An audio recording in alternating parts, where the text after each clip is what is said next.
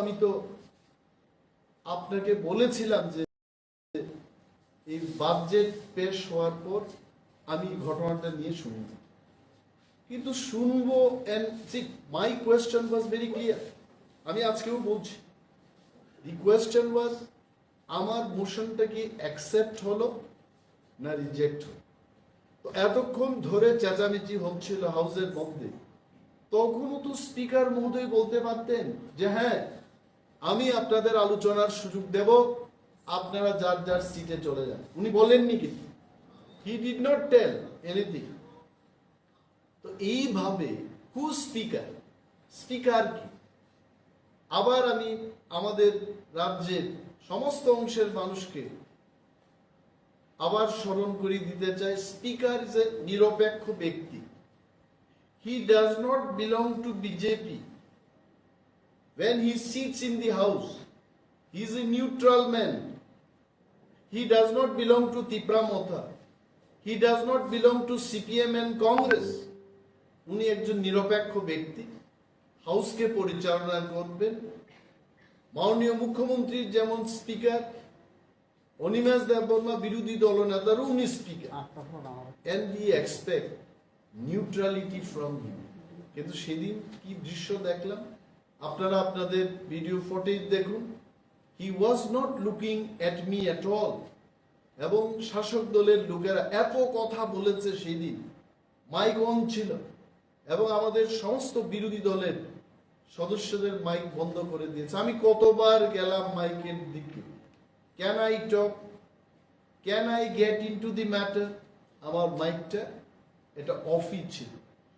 তো এই যে ঘটনার প্রতিক্রিয়া জানাতে গিয়ে রাজ্যের মাননীয় মুখ্যমন্ত্রী এবং হাউসের যিনি লিডার অফ দি হাউস, আমি তো leader of the opposition, but professor doctor Manik Saha, the honourable CM of the state, is leader of the house.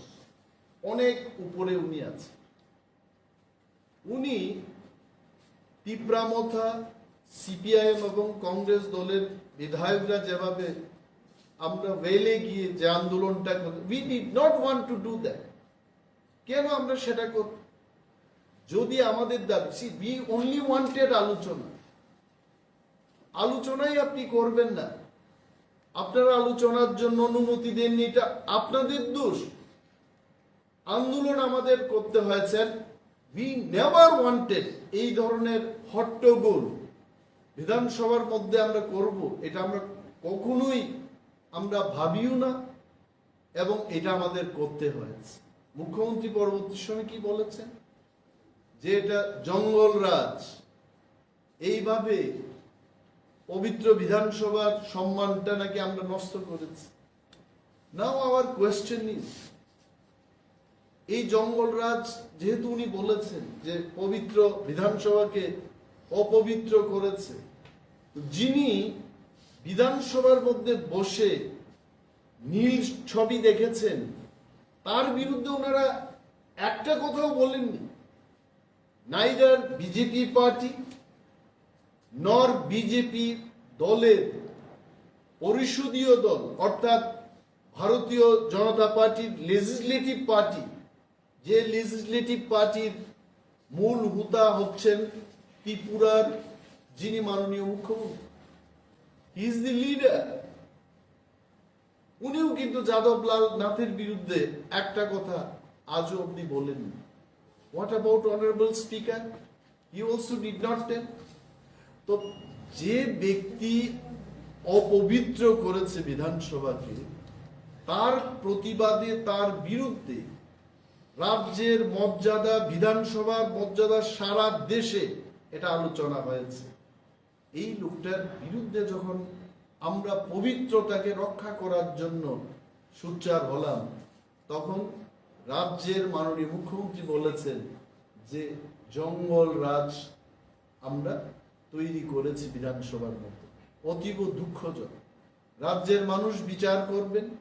এখন কি বার্তা গেছে মানুষের কাছে? এটাই বার্তা গেছে যে যদি একজন এমএলএ বসে বিধানসভার মধ্যে নীল ছবি দেখতে পারে, এনি সিটিজেন এই রাজ্যের যে কোনো নাগরিক যে কোনো জায়গায় নীল ছবি দেখলে তাকে সাজা শাস্তি দেওয়া যাবে?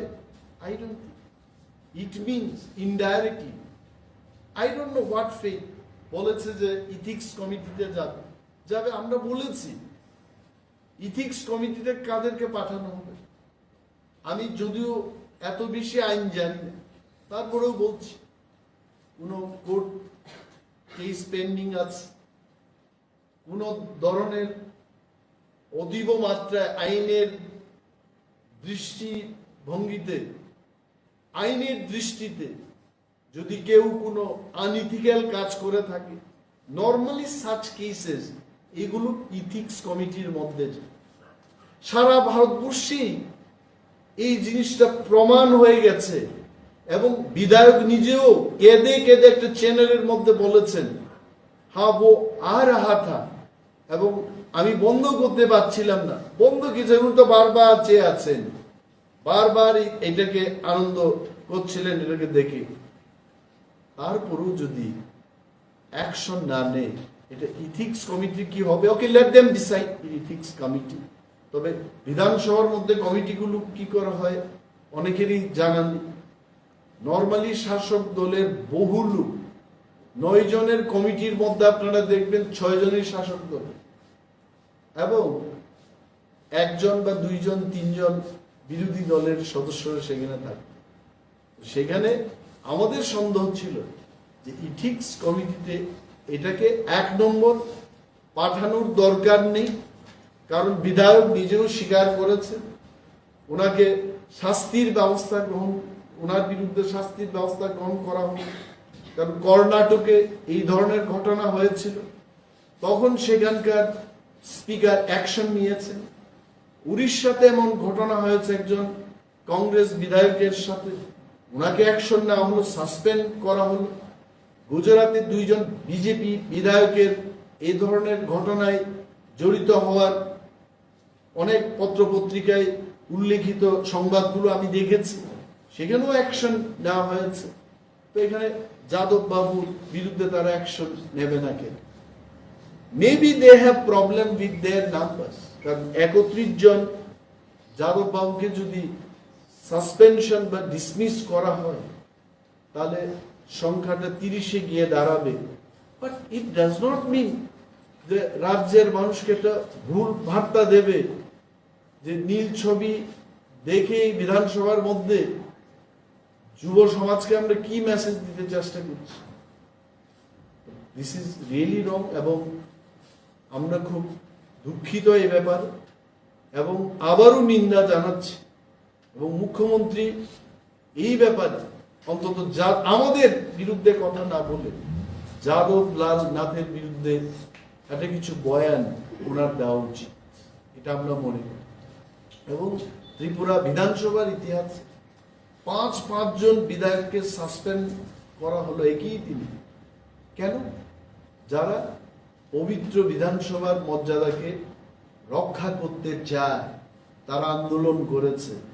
আর যে মর্যাদাকে হানি করেছে, মর্যাদাকে নষ্ট করেছে, তাকে রক্ষা করতে গিয়ে যারা বিধানসভার মর্যাদাকে রক্ষা করবে তাদেরকে সাসপেনশন করেছে।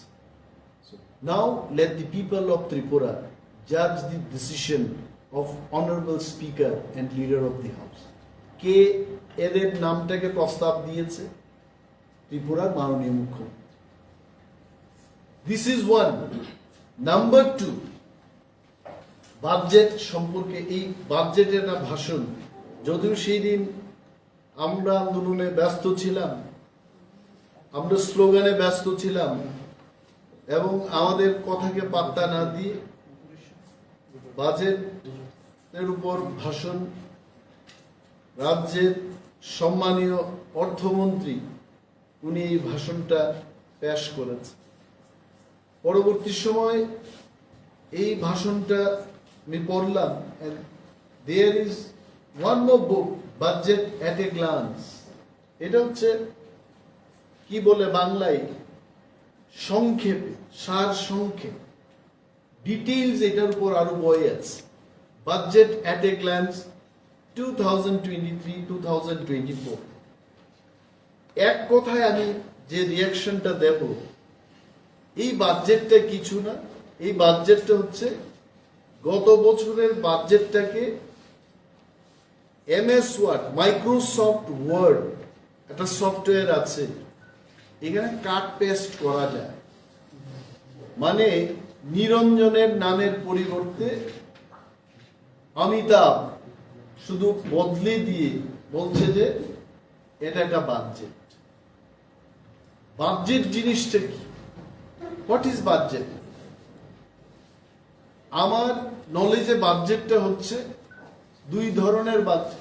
বাজেটে যে হেডটা থাকে, one is revenue budget, the other one is capital budget. Capital বাজেটটা হচ্ছে অ্যাসেট তৈরি করা। আমি বিল্ডিং তৈরি করব, এটা একটা অ্যাসেট। আমি এটা হাসপাতাল ঘর নির্মাণ করব, এটা বহু বছর চলবে, দিস ইজ অ্যান অ্যাসেট। এটা আসবে ক্যাপিটাল বাজেট। আমি একটা নতুন কলেজ করব, বিল্ডিং করব, এটা পলিটেকনিক ইনস্টিটিউট খুলব, এটা হবে ক্যাপিটাল বাজেট। রেভিনিউ বাজেটটা কি? আমি 500 জন স্টুডেন্টকে এককালীন 1 লক্ষ টাকা করে দিয়ে দিলাম, এটার থেকে আর কোনো রিটার্ন আসবে না, এটা হচ্ছে রেভিনিউ বাজেট। ত্রিপুরা রাজ্য এখনো অনুন্নত একটা রাজ্য, এটা মহারাষ্ট্র, উত্তরপ্রদেশ বা তামিলনাড়ুর মতো কোনো রাজ্য না। তাহলে স্বভাবতই আমাদের রাজ্যের বাজেট যখন আসবে, আপনারা যারা সাংবাদিক বন্ধুরা আমার প্রেস ব্রিফিংটা কভার করছেন, আপনারাও জানেন তাহলে ত্রিপুরা রাজ্যের ক্যাপিটাল বাজেটের পরিমাণ অনেক বেশি হতে হবে। কারণ আমাদের রুট ইনফ্রাস্ট্রাকচার, আমাদের কলেজ, গরিবদের জন্য ঘর, পানীয় জলের ব্যবস্থা, আমাদের স্কুল ঘর, কলেজ, আরো অনেক কিছু নির্মাণ করার ব্যাপার আছে। So our capital budget should be much higher than the revenue budget. আমি জানি না আপনারা এই বাজেটটা দেখেছেন কিনা। What is our capital budget and what is our revenue budget? আমি পরবর্তী সময় এই টোটালিং এর ব্যাপারটাতে আসছি। আর একটা বিষয় বলছি যে অনেক সময় যারা ত্রিপুরা রাজ্য শাসন করছে, ত্রিপুরা রাজ্য যারা শাসন করছে, ত্রিপুরা রাজ্যে আরো কতগুলো অটোনোমাস বডি রয়েছে যারা সরকার থাকার পরেও আরেকটা লোকাল সরকার, লোকাল গভর্নেন্সের মতো তারা শাসন করছে। তারা কারা? 1 নম্বর হচ্ছে Tripura tribal areas autonomous district council, এটা একটা local governance.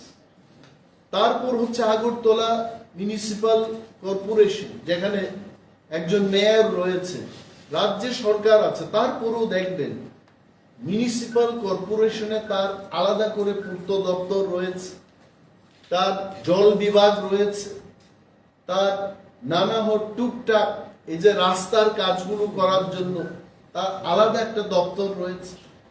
They have their own wings parallel to the state government.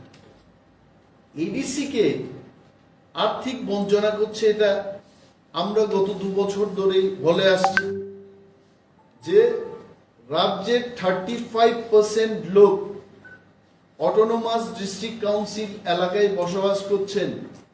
তাহলে আর্থিক ডেফিনিশনে ত্রিপুরা রাজ্যের যা বাজেটটা হবে তার মোটামুটি 35% টাকা Tripura tribal areas autonomous district কাউন্সিলকে দিতে হয়।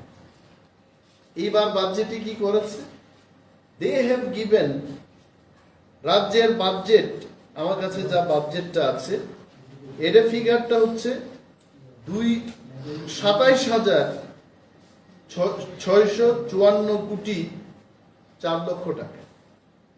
এটা হচ্ছে বাজেট মাননীয় অর্থমন্ত্রী সেদিন 2023-2024 অর্থবর্ষে বাজেট বরাদ্দ করেছেন এবং এটাকে উনি পেশ করেছেন এবং সেই বাজেট থেকে টিটিএডিসি কে মাত্র 672 কোটি টাকা দেওয়া হবে।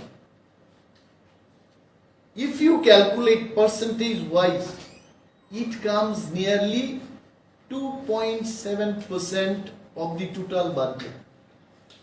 যেখানে 35% লোক বসবাস করছে সেখানে মাত্র বাজেটটা দেওয়া হলো 2.7%। তাহলে রাজ্যের সরকার পরিচালনায় যারা আছেন তারাই বলছে এডিসিতে কেন কাজ হচ্ছে না, এডিসিতে যতগুলো কাজ হচ্ছে সেখান থেকে দুর্নীতি হচ্ছে, টাকাই নেই সেখানে দুর্নীতি কি করে হবে? They have proved again.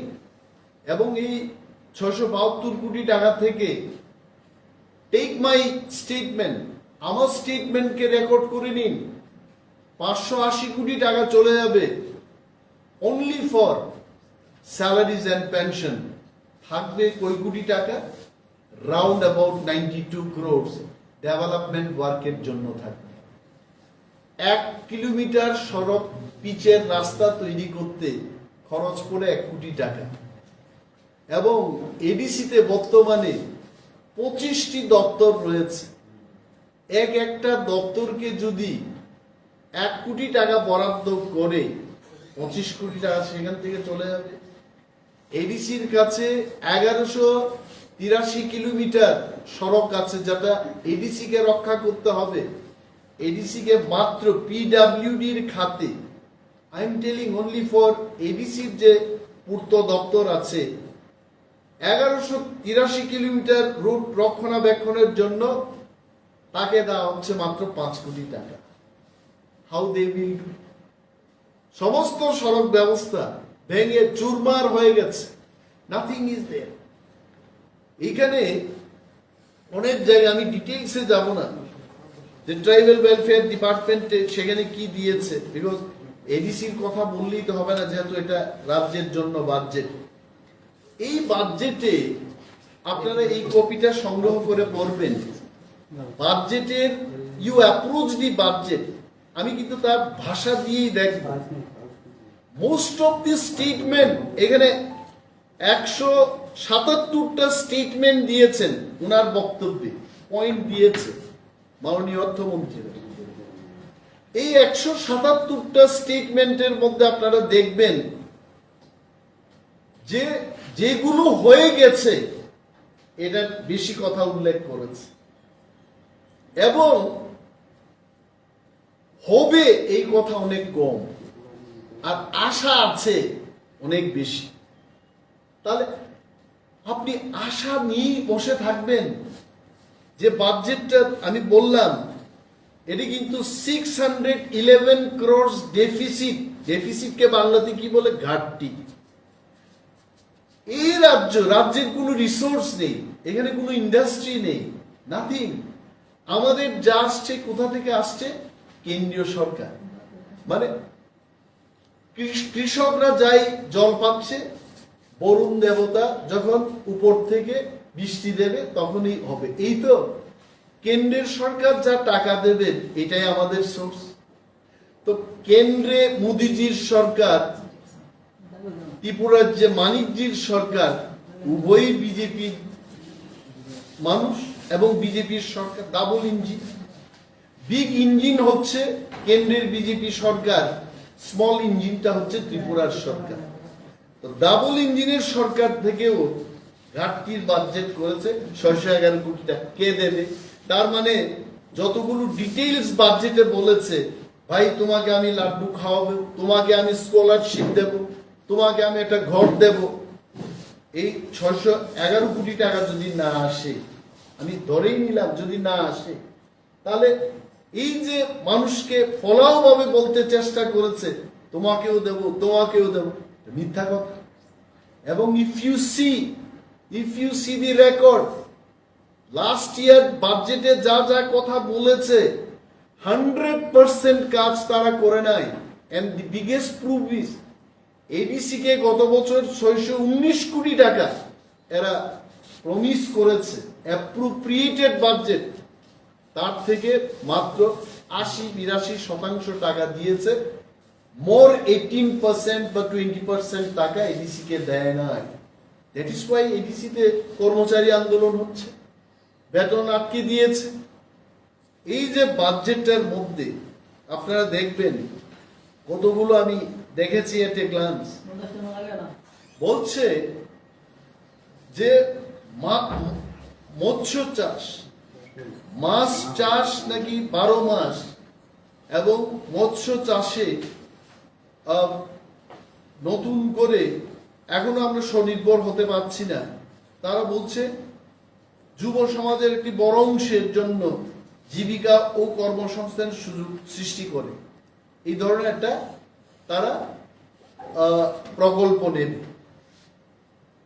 কবে হবে ত্রিপুরা রাজ্য, কবে মাছ চাষে কবে স্বনির্ভর হবে?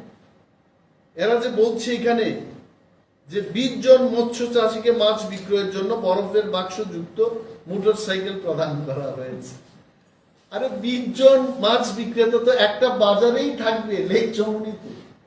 তো উদয়পুর বাজারের কি হবে, গুল বাজারে কি হবে, বটতলা বাজারে কি হবে? আমি তো খোয়াইয়ের ছেলে, সুভাষ পার্কে খোয়াইয়ের যে মাছ বাজার আছে, মিনিমাম 10 থেকে 12টা শুধু মাছের স্টল হবে সেখানে। 20টা দিয়ে বলছে স্বনির্ভর হবে। 2 দিন যদি বাংলাদেশ থেকে মাছ না আসে ত্রিপুরায়, দেখবেন আপনার মাছের দাম 1000 টাকা কিলো হবে। বলছে এটা আমরা আশা রাখছি এই ধরনের একটা সুযোগ সৃষ্টি করব, কিন্তু কি সুযোগ করবে এটার কোনো উল্লেখ নেই। বলেছে এখানে বিদ্যাজ্যোতি প্রকল্পে 400টি সরকারি বিদ্যালয়কে আধুনিকরণ করা হবে। সুন্দর কথা। বিদ্যাজ্যোতি প্রকল্পটা কি? বিদ্যাজ্যোতি প্রকল্পটা হচ্ছে টাকা দিয়ে লেখাপড়া করবে, সোজা কথা।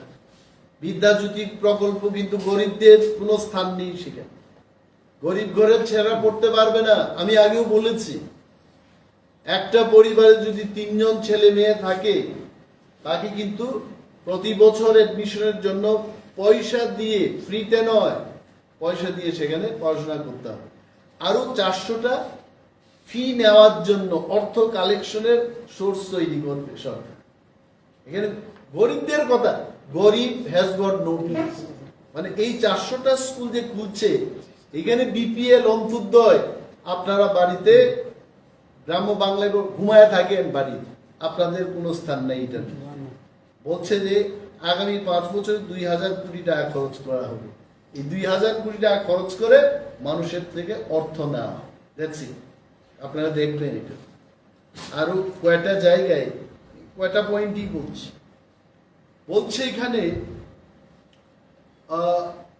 কত অন্তর্দয় অন্ন যোজনার অন্তর্ভুক্ত মোট এটা 1.1 অযুত লক্ষ 6,02,682টি পরিবারকে বিনামূল্যে চাল বিতরণ করছে। আই টেল ইউ, আজকেও আমি কিছু কাটমোশন দিয়েছি। তবে যিনি food and civil supplies and consumer affairs এর মন্ত্রী, he is a young minister, I am sure উনার নজরে যাওয়া উচিত। He will try, he is trying in fact. এবং অনেক ভিলেজ কমিটিতে এখনো একটা ভিলেজ কমিটিতে একটা ফেয়ার প্রাইস শপ, অর্থাৎ ন্যায্য মূল্যের দোকান। এটাই তো বলে, আগে বোর্ডিং এ যখন পড়াশোনা করতাম, এটা ন্যায্য মূল্যের দোকান, জানতাম না তখন। এখানে গেলে কাকুরা বসে এটার মধ্যে দেখে, কি বলে, চিনির পরিমাপ করে, তেলের পরিমাপ করে। তো গেলে আমাদের বলতো, কাকু আয়ো আয়ো, চিনি দিয়ে দিত, আমরা চিনি খেতাম ন্যায্য মূল্যের দোকানে। আজকে আমি ন্যায্য মূল্যের দোকানে যাই, আটা সরবরাহ করছে, আটার কোনো দেখা নেই। চিনি দেওয়া হচ্ছে, চিনির কোনো দেখা নেই। সরিষার তেল, সর্ষের তেল, সর্দি যাদের হবে আগে ন্যায্য মূল্যের দোকানের থেকে যদি সর্ষের তেল এই জায়গায় একটু মেখে যদি করে দেওয়া যায়, সর্দি শেষ। ন্যায্য মূল্যের দোকানে সরিষার তেল নেই, কি আছে? বড় বড় চাল, থালাই পড়লে পরে ব্যাঙের মতো লাফাবে, এই ধরনের চাল দেওয়া হচ্ছে। তো এই যে ব্যবস্থা, 6 লক্ষ এত পরিবারকে বিনামূল্যে চাল বিতরণ। I would request honourable minister for food and civil supplies and consumer affairs, হঠাৎ একটা পরিদর্শন না জানিয়ে অনেকগুলো ন্যায্য মূল্যের দোকানে উনি যদি এই ধরনের হানাদারির ব্যবস্থা করেন, উনি পেয়ে যাবেন। আই এম অনলি রিকোয়েস্টিং, এখানে বলেছে যে এই ধরনের ব্যবস্থা ওনারা করছেন এবং আরো বহু পরিবারকে দেবে। কিন্তু একটা ভিলেজ কমিটির ন্যায্য মূল্যের দোকান আর একটা জায়গায় লোক 6-7 কিলোমিটার পায়ে হেঁটে আর একটা ভিলেজ কমিটিতে গিয়ে রেশনের চাল নিতে হচ্ছে, এইগুলোর কিন্তু কোনো উল্লেখ নেই। I tell you, tribal welfare একটা হাস্যকর 68 নম্বর অর্থমন্ত্রীর স্টেটমেন্টে, 68 নম্বর এটা কম কথা নাকি, মানে তার আগে 66টা স্টেটমেন্ট উনি দিয়ে ফেলেছেন। আমি সেই দিকে যাব। কুমলুং হেডকোয়ার্টারে আপনারা অনেকেই যারা সাংবাদিক বন্ধুরা কুমলুং পার্কে গেছে। Khumulwng park is one of the biggest and also the most beautiful park বলে ত্রিপুরা রাজ্যে এটা পরিচিত। এইখানে বলেছে theme based musical water fountain, মানে জল টল উড়িয়ে, আগে ঋষি কাপুরের একটা ফিল্মে নিতু সিংনাকার সাথে একটা ফিল্মে দেখতাম, নায়ক নায়িকারা যাওয়ার পরে এখান থেকে জল ফু করে উঠেছে এবং গানটা শুরু হয়েছে। এই ধরনের একটা মিউজিক্যাল ওয়াটার ফাউন্টেন তৈরি করবে। তার জন্য কত টাকা দিয়েছে? Only 1 crore, only 1 crore। আমি ভাবলাম যে ত্রিপুরার যে সেকেন্ড ক্যাপিটাল হচ্ছে খুবলি, এটা মানুষের মুখে মুখে, মানে আগামী দিন যদি রাজ্য সরকার আরেকটা রাজধানী ঘোষণা করে, definitely it will go to Khumulwng. এটা লজ্জার কথা যে কুমলুঙ্গে একটা ওয়াটার ফাউন্টেন তৈরি করবে অনলি 1 crore, যেখানে ব্যাঙ্গালোরে, কলকাতায় বা বিভিন্ন জায়গায়, গুয়াহাটিতে ওয়াটার ফাউন্টেনের জন্য 50 কোটি, 100 কোটি, 150 কোটি বরাদ্দ হচ্ছে। They have given only 1 crore। লজ্জার কথা। আই টেল, সে যাই হোক, এটা মাননীয় মন্ত্রী মহোদয়রাও শুনবেন, ওনারা দেখবেন এই বাজেটটা কেন এইবার বাজেটটা করেছে।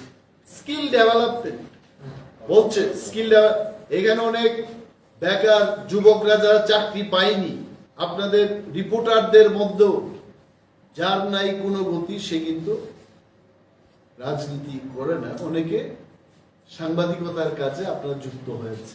আমাকে অনেকে বলে, দাদা 80,000 টাকা যদি আপনি বন্দোবস্ত করতে পারেন, আমি কিন্তু সাংবাদিকতার কাজে নামিয়ে যাব। কেন? তুমি এটা এমএ পাস করা ছেলে, তাও ইংরেজিতে, তুমি কেন? আর করতাম কি, আর তো কোনো উপায় নেই। আছে সাংবাদিক বন্ধুদের মধ্যে অনেক ব্যথিত চিত্ত, শিক্ষিত যুবক যুবতীরা আপনারা আছেন, আমি জানি। I am painful for you, কারণ আমি কিছু করতে পারছি না এই মুহূর্তে। এইখানে বলেছে যে 22,000-এর বিগত 5 বছরে রাজ্যের 22,000-এর বেশি সংখ্যক যুবক যুবতীকে বিভিন্ন দক্ষতা অর্জনের প্রশিক্ষণ দেওয়া হয়েছে। তাদের মধ্যে অনেকেই রাজ্যে এবং বহিরাজ্যে বিভিন্ন পেশায় নিয়োজিত হয়েছে। আমি আপনাদের মাধ্যমে রাজ্যের প্রতিটি মানুষকে এটা জানাতে চাইব যে আপনারা বলেন, আপনার গ্রামে দেখেন, আপনার এলাকায় দেখেন, কে বা কাহারা এই স্কিল ডেভেলপমেন্টে শিক্ষা নিয়ে এরা বাইরে কতজন চাকরি করছে, এটা কোন উল্লেখ নেই। কোন নিয়েতে, আমি প্রশ্ন করব, কোন কোম্পানি, কেমন কোম্পানিতে? নাথিং। স্কিল ডেভেলপমেন্ট হচ্ছে 3 দিনের কোর্স, 1 মাসের কোর্স, কি হারে যে টাকা নষ্ট হচ্ছে। আরে when এইগুলোর মনিটরিং হওয়া উচিত, সাকসেস স্টোরিগুলো আসা উচিত। নাথিং। আজকে অনেকগুলো ছেলে মেয়ে তারা in the name of skill development এরা কোর্সটা করছে আর কোথাও চাকরি পাচ্ছে। তাতে কি হচ্ছে, যাদের একটা আশা ছিল স্কিল ডেভেলপমেন্ট করে আমি একটা কিছু চাকরি পাবো, যখন জানতে পারছে যে যে কোয়ালিটিতে স্কিল ডেভেলপমেন্টটা হচ্ছে, স্কিল ডেভেলপমেন্ট করে কিন্তু 5 স্টার হোটেলে আমি অনেককে দেখেছি যে ওয়েটারদের আমরা যখন জিজ্ঞেস করি ইউ আর ফ্রম, বলছে I am from West Bengal. What is your name? Guru Saday না। তোমার বাড়ি কোথায়? তো ওয়েস্ট বেঙ্গলের লোক, আমি বাংলায় বলবো। বলছে স্যার আমি 24 পরগনা ডিস্ট্রিক্টে। গুড। কোথা থেকে এসছো? বলছে আমি বাংলা মানে 24 পরগনা থেকে এসছি। তো কি কোর্সটা করেছো? Skill development for 1 year hotel management. কেমন টাকা পাচ্ছ? বলতে 27,000 টাকা। Very good, they are very happy. তোমাদের স্কিল ডেভেলপমেন্টের ওইখানটায় কেমন সাকসেস রেট? বলছে 80% প্লেসমেন্ট হয়ে যাচ্ছে। আর আমার ত্রিপুরার যে সমস্ত স্কিল ডেভেলপমেন্টের কোর্স চালু আছে, what is their success rate? Most of the students এরা এই সমস্ত স্কিল ডেভেলপমেন্ট সেন্টারে গিয়ে নট ইভেন 30% ছেলেরা চাকরি বাকরি পাচ্ছে। এই যে মেসেজটা যাচ্ছে, তাতে যুব সমাজের মধ্যে একটা হতাশার সৃষ্টি হয়েছে। স্কিল ডেভেলপমেন্ট কি বলবে তখন? স্কিল ডেভেলপমেন্ট কইরাও যখন চাকরি পাইতে হবে, তোর এটা কইরা কি? It has gone to that level বলেছে। এটার মধ্যে এরা এই কথাগুলো বলেছে। রুটস এন্ড ব্রিজেস বলেছে যে গত বছরে যা করেছে এটি লিখেছে। এর কি লিখেছে? বলছে যে 150 কিলোমিটার জাতীয় সড়ক কে করছে? জাতীয় সড়ক কি ত্রিপুরা সরকার করছে? এটা আমার প্রশ্ন। আমি আপনাদের বলি, জাতীয় সড়ক নির্মাণের জন্য NHIDCL আছে, national highway infrastructure development corporation limited. এখানে ত্রিপুরার ইঞ্জিনিয়ারদের বা ত্রিপুরার পূর্ত দপ্তরের কোনো কথা চলে না। এরা দিল্লি থেকে আসছে, দিল্লির সমস্ত কথা এখানে কাজ হচ্ছে, বাইরের কন্ট্রাক্টররা এসে কাজ করছে। যা কাজ করছে ত্রিপুরায়, এটা কি বলে, এটা বলার আর অপেক্ষা রাখে না। এটাই তো বলে বাংলায়, মানে এটা আর কয়ে লাভ নাই। কি হইতাছে? ন্যাশনাল হাইওয়ে, আমার অভিজ্ঞতায় আমি বলছি, ন্যাশনাল হাইওয়ে যখন তৈরি হবে, ইটের কোনো প্রয়োগ করা যাবে না। নো ইট, নো ব্রিক্স। কিন্তু আপনি গিয়ে দেখুন খোয়াই কমলপুর রুট এবং খোয়াই থেকে এখন আগরতলা পর্যন্ত যে রুটটা হলো, সমস্ত ড্রেনের ওয়ালে ড্রেন করছে, ওয়াল হচ্ছে তো ইট দিয়ে এরা করছে। এবং সরকার একদম চুপচাপ। No committee, no enquiry, no inspection, nothing. কিন্তু এখানে গর্ব করে লিখছে যে 2022-23 অর্থবর্ষে 150 কিলোমিটার জাতীয় সড়ক তারা তৈরি করেছে। মানে কেন্দ্রীয় সরকার করছে, তারপর লিখেছে 30 কিলোমিটার রাজ্য সড়ক নির্মাণ করা হয়েছে। 30 কিলোমিটার এডিসির হাতে। বন্ধু আপনাদের বলছি আমি, 30 এডিসির হাতে 1183 কিলোমিটার সড়ক আছে। আর রাজ্যের কাছে তো কত কিলোমিটার সড়ক আছে এটা আপনারা বুঝতেই পারছেন। অনলি 23 কিলোমিটার রাজ্য সড়ক নির্মাণ করেছে। এবং আগামী দিন কি করবে? 3টি রোড ওভার ব্রিজ নির্মাণ করা হবে। অনলি তারপর 85 কিলোমিটার রাজ্য সড়ক তারা করবে। তারপর 85 কোটি টাকা মতো লাগবে সেখানে। আর বাকি জাতীয় সড়কের কোনো কথা নেই। আর যা হয়েছে জাতীয় সড়কগুলিতে, আমি বললাম জাতীয় সড়ক মানে কি? যেখানটায় রুট ক্রসিং হবে সেখানে স্পিড ব্রেকার থাকার কথা। সেখানে এটাকে কি বলে আমি অবশ্য ভুলে যাই, চেতাবনী এটা বিপ্লব বাবু হলে এটা বলতে পারতেন, হিন্দি উনি খুব মোটামুটি জানেন, যে ওয়ার্নিং সিগন্যাল গুলো থাকে। কোথাও ওয়ার্নিং সিগন্যাল? এইখানে আমাদের এক সাংবাদিক বন্ধু উনি আসছেন, আমি নাম বলবো না, উনিও খোয়াই জাম্বুরা থেকে চাম্পাহাওয়ার যাওয়ার পথে খোয়াই কমলপুর যে ন্যাশনাল হাইওয়ে, এটা তো ক্রসিং হচ্ছে, এবং এটার মধ্যে যদি কোনো ছেলে মেয়ে গাড়ি ফু করে চলে যায়, সেখান থেকে কোনো ট্রাক এসে যদি ধাক্কা দেয়, দেখবেন অ্যাক্সিডেন্টের খবর পাবেন। There is no speed breaker, no warning signal, nothing. যেখানে জনবসতি থাকবে সেখানে রাস্তার পাশে দেখবেন এটা বেড়ার মতো করে এটা দিতে হয়। এটাকে আমি টেকনিক্যাল ওয়ার্ডটা বলতে পারছি না, এটার কোনো ব্যবস্থা নেই। তারপরে সরকার কিন্তু নাথিং বলছে, এখানে 85 কিলোমিটার সড়ক তৈরি করবে আর 3টা রুট ওভারব্রিজ নির্মাণ করা in the next. That's it. Power ডিপার্টমেন্টে কিছু কিছু জায়গায় প্রাইভেট সংস্থাকে এনেছে, এনে কি করেছে, এখন এটা আমার বক্তব্য, it is nothing my personal statement. আমিও কিন্তু লোডশেডিং এর শিকার। আমার যে গ্রামের বাড়ি তুলসীগড়ে, লোডশেডিং হলে কোনো 3 দিন 5 দিন, একদিন আমার my own father he give me a call, কি মানে এমএলএদের কথা, বিরোধী দলনেতাদের কথাও চলে না নাকি, যে 7 দিন হয়ে গেছে এখানে কারেন্টের কোনো দেখা নেই, কি ব্যাপার? বলছে ট্রান্সফরমারটা চলে গেছে। আমরা কতদিন বললাম, গিয়ে এখনো রিপ্লেসমেন্ট হচ্ছে। সে যাই হোক, 7 দিন বাদে ঊর্ধ্বতন কর্তৃপক্ষের সাথে কথা বলার পর দে হ্যাভ গিভেন, তাও লেস পাওয়ারের একটা দিয়েছে, আমি পাওয়ারটা ভুলে গেছি।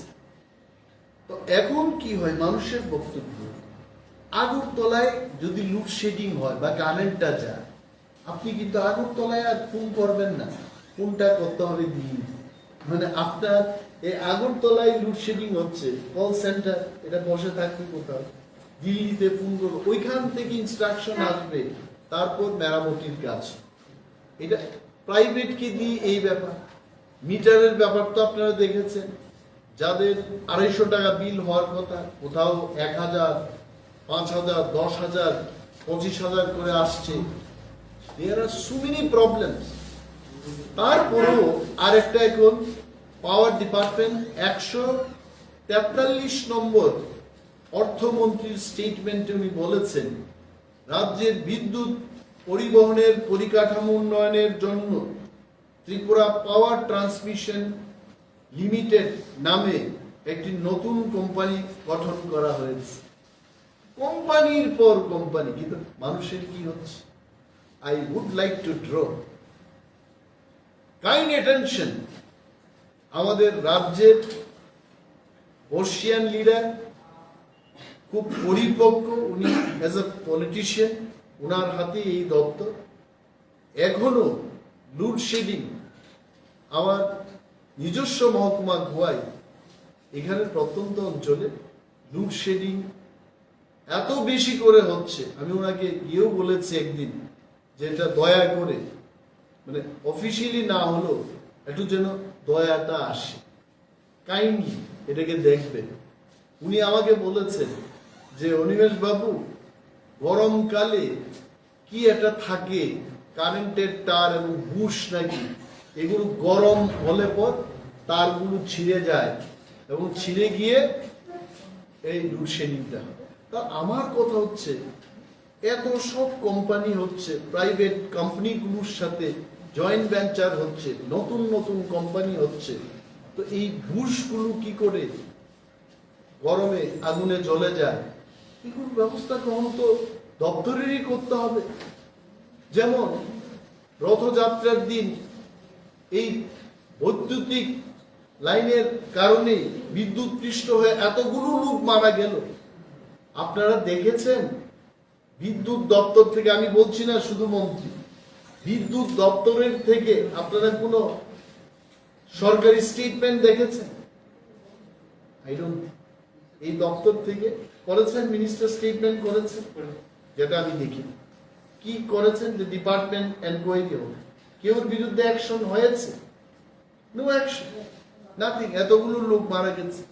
তো এই যে এই ব্যবস্থাগুলো, এইগুলো সরকার আগে, কিন্তু আগেও তো বিদ্যুৎ দপ্তর ছিল, এখনের বিদ্যুৎ দপ্তর আগের তুলনায় কিন্তু সার্ভিসটা অনেক কমে গেছে, কিন্তু নতুন নতুন কোম্পানি হচ্ছে, এটা বলে রাখলাম।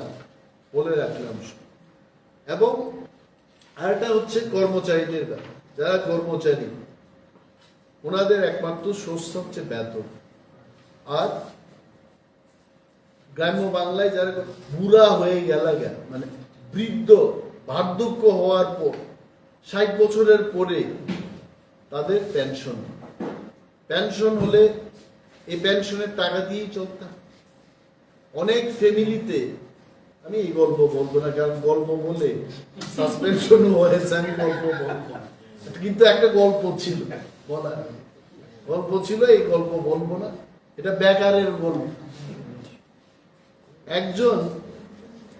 একজন বৃদ্ধ লোক নাকি মুখ্যমন্ত্রীর কাছে গেছে। আমি এখন বিধানসভার মধ্যে তো কথা বলছি না, আমাকে কেউ সাসপেন্ড করবে না। মুখ্যমন্ত্রীর কাছে একজন বৃদ্ধ লোক গেছেন, যার 5 সন্তান, তো 5টা ছেলে, অল আর গ্রাজুয়েটস, মাস্টার ডিগ্রি হোল্ডার্স এবং ইঞ্জিনিয়ার, এটাই বলেছে। তো মুখ্যমন্ত্রীর কাছে গেছে ছেলেদের চাকরি বাকরির জন্য। বলছে আপনার ছেলেরা কি করে? বলছে আমার একটা ছেলে ইলেকট্রিক্যাল ইঞ্জিনিয়ার, আর একজন কম্পিউটার সায়েন্স নিয়ে এমটেক, 2জন গেল। আর তিনজন কি, 3জনের মধ্যে আরো 2জন এরা মাস্টার ডিগ্রি করা জেনারেল কোর্স। আরেকজন কি করে? বলছে আরেকজন তো চুরি করে রাত্রিবেলা। বলছে কি সর্বনাশ, আপনি এই চোরটাকে কেন বাড়িতে রাখলেন? এই চোরটাকে কেন বাড়ি থেকে তাড়িয়ে দিলেন না? বৃদ্ধ লোক মুখ্যমন্ত্রীকে বলেছেন, আপনারা তো আর আমাদের ছেলে মেয়েদের চাকরি দেন না, কিন্তু ওই চোর ছেলেটার কারণে কিন্তু সংসারটা চলছে। চাকরি নেই, নাথিং। হাজার হাজার বেকার ত্রিপুরাজ্যে, লক্ষ বেকার, তাদের কোনো চাকরি নেই। সরকার শুধু ইন্টারভিউ নিচ্ছে, এটাকে ক্যান্সেল করছে, এই হচ্ছে সেই হচ্ছে, 3 বছর 2 বছর 9 মাস, নাথিং। তো এইখানে পেনশন স্কিমে এরা ন্যাশনাল পেনশন স্কিম চালু করেছে, যাকে সংক্ষেপে এনপিএস বলা হয়। 10% থেকে বাড়িয়ে 14% করেছে। আমি বলবো এই ন্যাশনাল পেনশন স্কিমে আমি যাব না, এটা অনেক, ইট ইজ কন্ট্রিবিউটরি, এটা কন্ট্রিবিউট করতে হবে। কিন্তু পুরনো যে পেনশন স্কিমটা ছিল, এটা এই ন্যাশনাল পেনশন স্কিমের চেয়ে আরো 100 গুণ ভালো স্কিম ছিল। অনেক রাজ্য, ভারতবর্ষের অনেক রাজ্য, তারা ন্যাশনাল পেনশন স্কিম চালু করার পর যখন দেখেছে কর্মচারী বন্ধুরা যারা পেনশনে যাবেন তাদের অনেক ক্ষতি হচ্ছে, তখন অনেক আমাদের এই ভারতবর্ষের সরকারগুলো আবার পুনরায় এনপিএসটা ছেড়ে পুরনো কায়দায় দেওয়া চলে গেছে।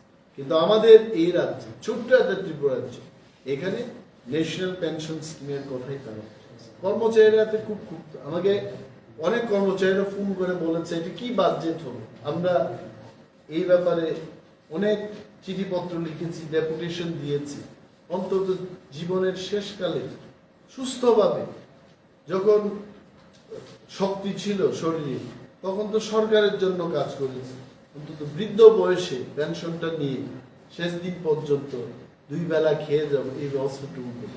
কিন্তু সরকার এখনো এটার কোনো উল্লেখ না করে বলছে যে 10% থেকে 14% এরা কন্ট্রিবিউশন বাড়িয়ে দেয়। তো এই যে বাজেটটা, আসলে বাজেটটা কি জানেন? এটার মধ্যে কিছু নাই, ফাইন্যান্স আর অ্যাকাউন্টিং এর মধ্যে অনেক তফাৎ আছে। ফাইন্যান্সটা হচ্ছে স্বপ্ন যেমন তৈরি করা, মানুষের ভবিষ্যৎ তৈরি করে দেওয়া, রাজ্যের ভবিষ্যৎ তৈরি করে দেওয়া। এই বাজেটের মধ্যে এটা কিছু না। এই বাজেটটাই হচ্ছে 611 ক্রোড়সের একটা খুকলা, এটা টাকাই নাই, অথচ টাকা ছাড়া আশ্বাস দেওয়া হয়ে গেছে। মানে কি মানে আপনার ক্যাপাসিটি হচ্ছে 1000 টাকা ব্যয় করা, আপনি কিন্তু ক্ষমতা দেখাইছেন, দাদাগিরি দেখাইছেন, কয় আমি 1500 টাকা খরচ করতে পারি। এই বাজেটটা খুব আশা ব্যঞ্জক নয়, মানে খুব মানুষের ভালো হবে এটা না। আই এক্সপেক্টেড, এবং ডিটেইলসে আমি বাজেট সেশনও আলোচনা করব, আরো অনেক বেশি বাজেটের দরকার ছিল। আই টেল ইউ, কারণ কত বছর এই ত্রিপুরাজ্য পিছিয়ে থাকবো আমরা, দিনের পর দিন শুধু আমরা পিছিয়ে গেলাম, আমাদের কিছুই হয়নি। তো এই বাজেটটা, I tell you, this is a deficit budget. এইরকম খুব বিরল ঘটনা আমার মনে হয় আমার শেষের দিকে, প্রথমার্ধে যখন ফার্স্ট টাইম এমএলএ ছিলাম, তখন একটা বাজেটে 213 crores বা 6 crores বাড়তি টাকা, এটাকে মানে ব্যালেন্স আগের ক্যারি ফরওয়ার্ড করে পরবর্তী বছরে নেওয়া হবে। আমাদের আর্থিক অবস্থা অনেক ভালো ছিল, আর তারপরও এটা কি বলে খুকলা বাজেট পেশ করে এখানে মাননীয় অর্থমন্ত্রী বলেছেন যে আমাদের ত্রিপুরার অর্থনৈতিক প্রবৃদ্ধির আনুমানিক হার 4.4%। এটা নাকি 8.8% ছিল, এটা আনুমানিক হার, মানে উনি অনুমান করতেছেন, এখনো কিন্তু সঠিকভাবে এটা বলতে পারেন নাই। এটা 4.4%, এটাও কম আছে। আর 1100 crores এর বাজেট দিয়া আমাদের অর্থনৈতিক প্রবৃদ্ধি হচ্ছে, এটাকে আপনারা বিশ্বাস করেন?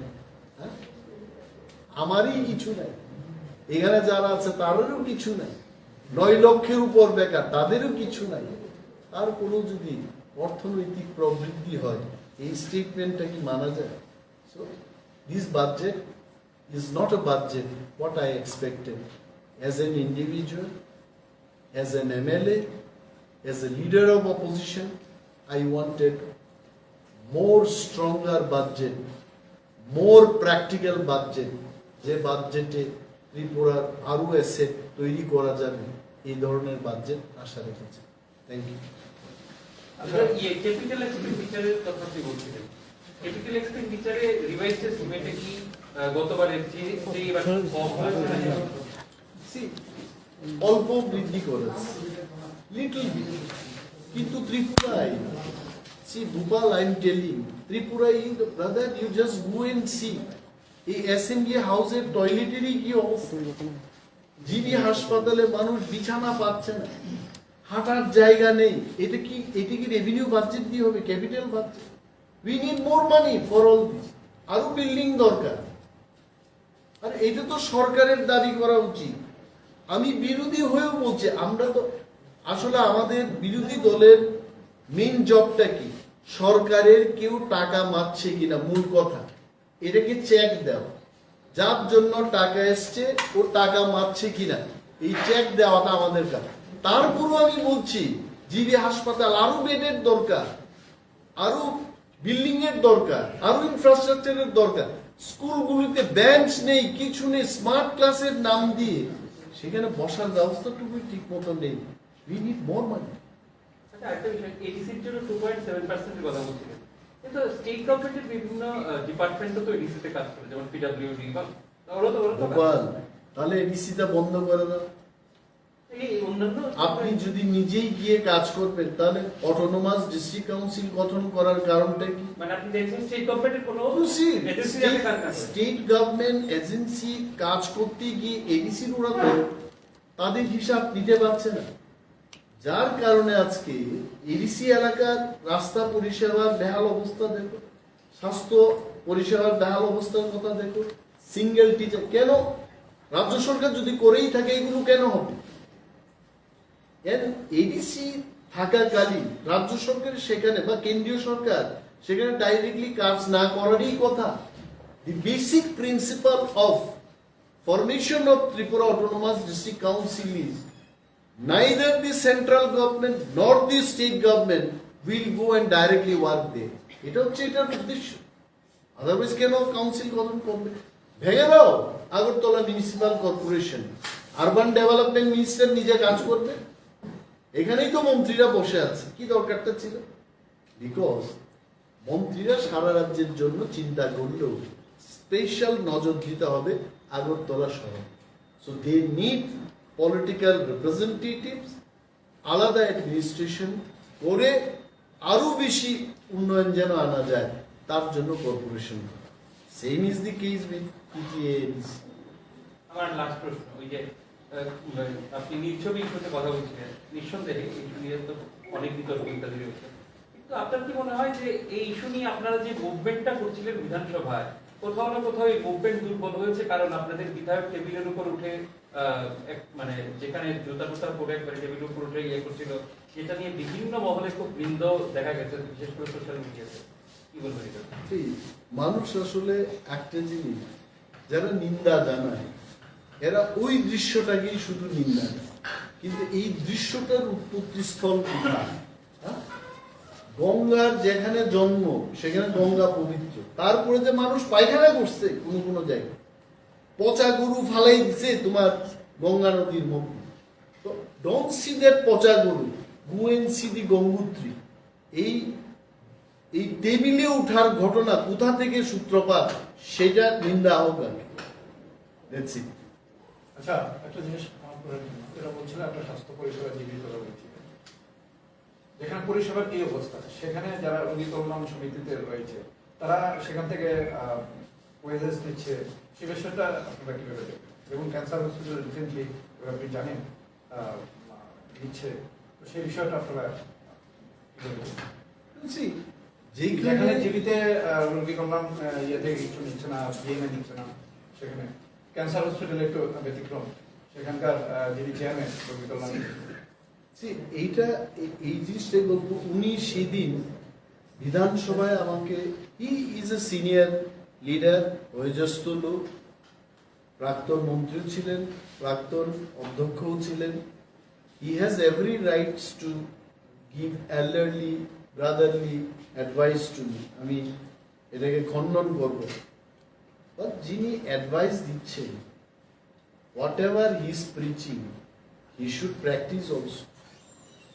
তো উনার মতো লোক ওইখান থেকে অর্থ নিয়ে নিজেরটা দেখবেন, এটা কিন্তু লজ্জাজনক এবং এটা উচিত।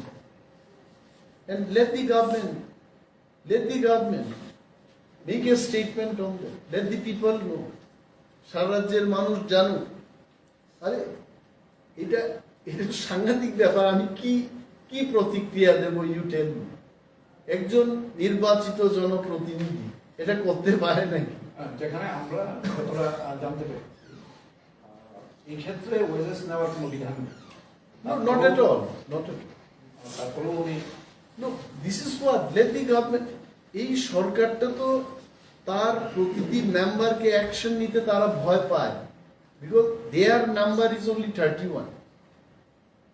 অ্যাকচুয়ালি আমার মনে হচ্ছে আগামী 6 মাসে মেডিকেল বিল এগুলো অনেক বেড়ে যাবে, কারণ সবাই যেন সুস্থ থাকে 31 জন, দে উইল ট্রাই এই সংখ্যাটা যেন না কমে যায়, but in the process people will suffer. একজন ব্লু ফিল্ম দেখবে বসে, বা ক্লিপিংস দেখবে, নীল ছবি দেখবে, সরি, তাকে অ্যাকশন নেবে না, পিপল উইল সাফার। তারপর কি বলে, এখান থেকে কোনো টাকা নেওয়ার কোনো বিধান নেই, টাকা নিচ্ছে, you will not take action. কালকে কেউ করাপশনের চার্জ উঠে আসবে, you will not take. Who will suffer? People will suffer. So আমরা কেন সাংবাদিক সম্মেলন করছি? Just to inform the people, জাগো, জেগে উঠুন, ক্ষমতা আপনাদের হাতে।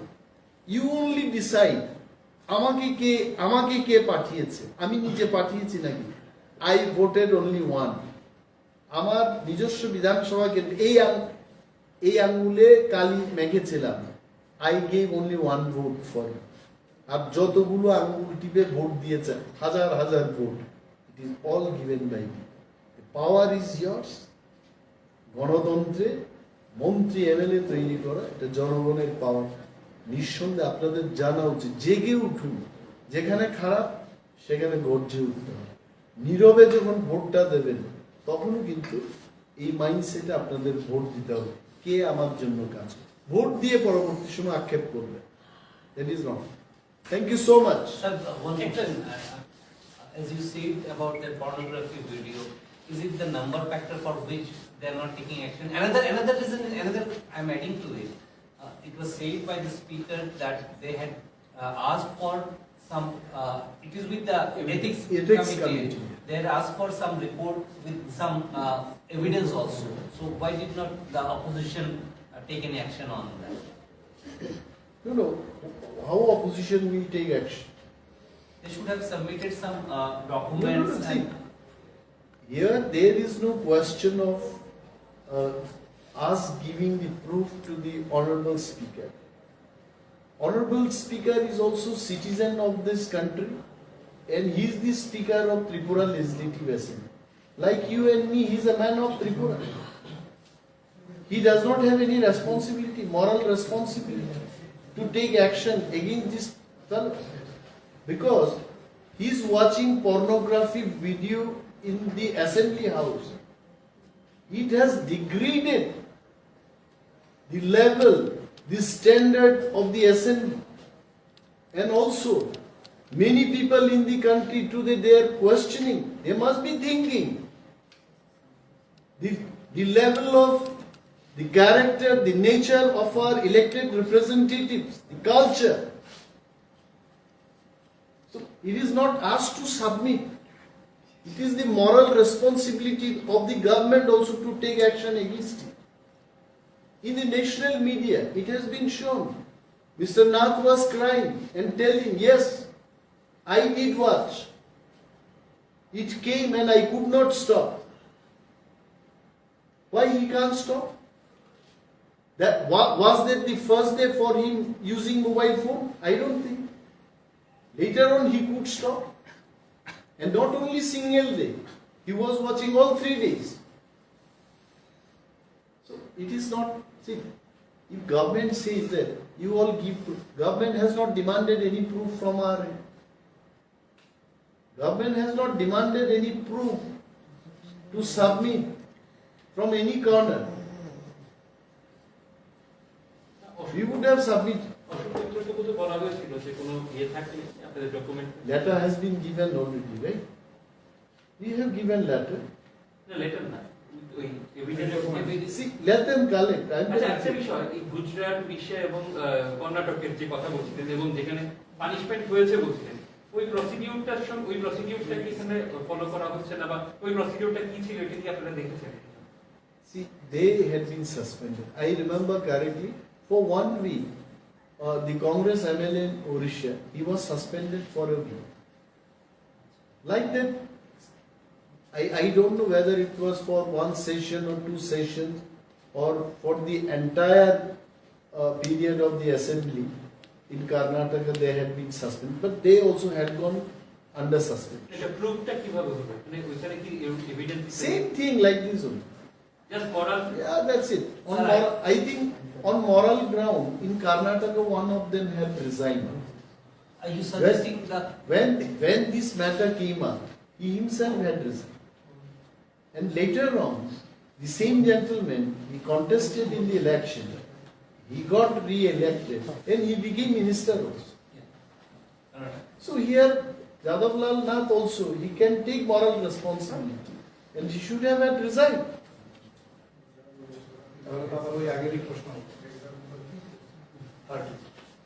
Yeah, see, this is why when you are asking the question, is it the fear of number 31? Yes.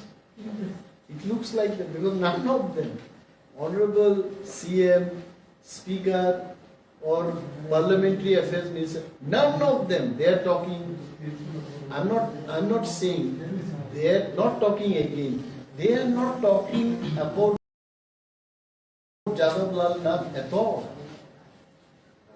They are not talking because his number is also counted in that 30. That's it. I think you all have কালকে কি আপনারা মানে যাদবলাল ইস্যুতে আমাদের demand জানাবেন?